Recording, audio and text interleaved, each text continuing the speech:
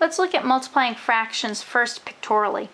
In order to do 3/5, I would want to pick color in 3/5 of this drawing. 1, 2, 3, 4, 5 rows mean the top 3 represent 3/5. I want to multiply that by 7/8. There are 8 columns in this picture, and I want to color in 7 of them. So 1, 2, 3, 4, 5, 6, 7. The question is, where did I double color? So what part has both the 3/5 piece and the 7/8 piece? And if I do that, I can see this area in here has both pieces. Well, what fraction is that? There are 8 pieces across the top, coming from the 8 from the denominator, and 5 going down, coming from this denominator. Means there are 40 pieces altogether, so these are 40ths.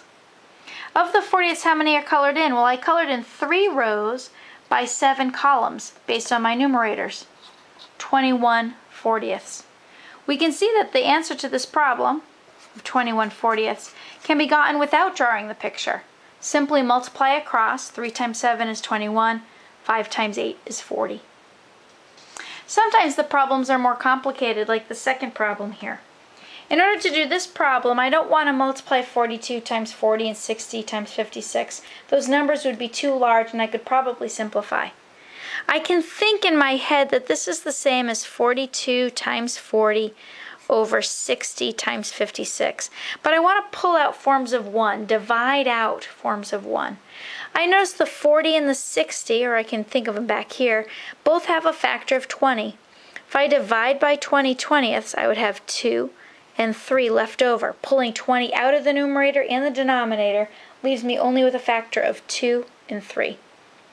Here I can divide out of 14. When I divide 14 out of here, I've got 3 left over. 14 out of here, I've got 4 left over. I could simplify again. I've got 3 in the numerator and the denominator. I'm pulling out a form of 1. I'd be left with 1 and 1. Here I have a 2 and a 4 that I could pull out, a form of 2 over 2. What I'm left with is 1 times 1 in the numerator and 1 times 2 in the denominator.